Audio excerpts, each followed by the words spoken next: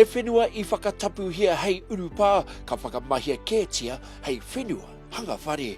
We're delighted with that. We have a long-standing agreement with Council and also the Crown for that matter that any of those 700 acres worth of original gifted reserves, if they're no longer required for the purpose that they were gifted, then they get returned to us. And it's really consistent with our Pukeroa mission statement, looking to the past to forge the future. I takohatia te whenua nei Ngāti Whakaue ki te taone o Rotorua I te tau ko tahi mano waru tekau hei whakatū urupā hei oi kaore te tahi wāhanga o te whenua e tigana ki te tanu tū pāpaku no reira ka hoki tēnei whenua ki te iwi. The current consultation process that Council is undertaking is specifically just around changing the reserve status from a cemetery reserve to a community housing reserve.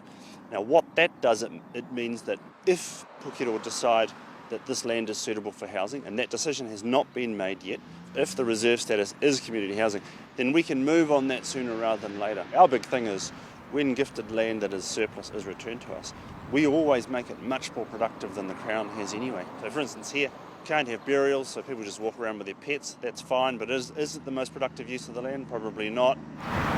Te kau mātoru ngā whare ka hangaia mō te hunga kāinga kore I Rotorua, me te aha ka noho tapu ngā whare ki ngā uri I te aroa. What we do know is that there are a range of options. Housing might be one, light retail might be another, and there could be other options.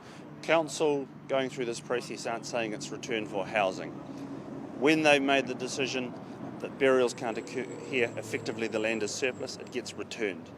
There are no conditions on that return to us, it comes back to us.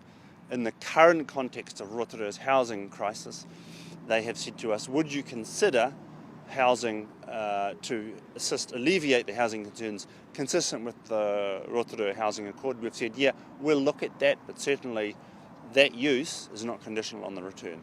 I toro atu a Aukaha ki te Kaunihera o ngā roto o Rotorua, hei tāna me noho puku te Kaunihera, ka muturawa te wā tuku, tāpaetanga. For this specific whenua here, again the council process needs to go through. We are hopeful that the change of status from cemetery reserve to housing goes through, because then that at least gives us the opportunity to start to consider that. The return process happens in earnest anyway. That's not connected to the consultation process. Consultation process is not about return.